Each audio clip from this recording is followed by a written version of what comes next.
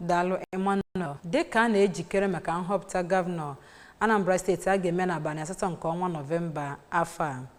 Otu Young Progressive Party YPP ekwupụtago n'abalị mbụ nke ọnwa Maachị afọ 2025 abụrụla ụbọchị ha malitere ire akwụkwọ fọm maka ndị nwere mmasị iji ọkọlọtọ otu ndọrọndọrọ ọchịchị ahụ wee zọọ ya bụ ọkwa. Ndị otu kọmitii etiti nke otu ndọrọndọrọ ahụ kwupụtara nke a n'oge ọgbakọ nkụzi ha nwere otu abalị bụ nke isiokwu ya bụ Anambra ahụ anyị na-alụ nlụ ya ịhazi ọnọdụ maka ọdịnihu ga-akawanye mma bụ nke were ọnọdụ n'Ọka bụ isi obodo Anambra steeti. Chibụzọ Obidike so na ebe nzukọ maka ọrụ BS akụkọ ka o si gaa.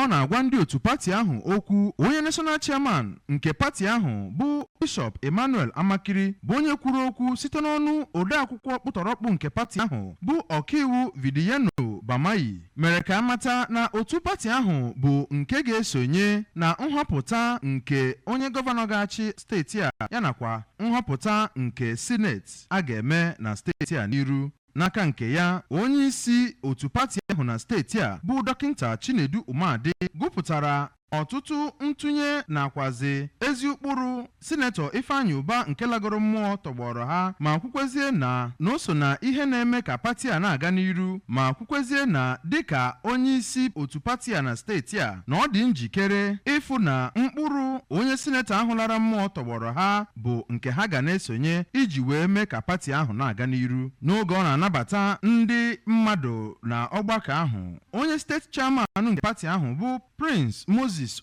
Obi kwuru na ọgbakọ a bụ nke ga-enyere otu pati ahụ aka iji wee hazie onwe ha ọfụma maka ihe ọbụla ga-echere ha aka mgba n'ọdịnihu.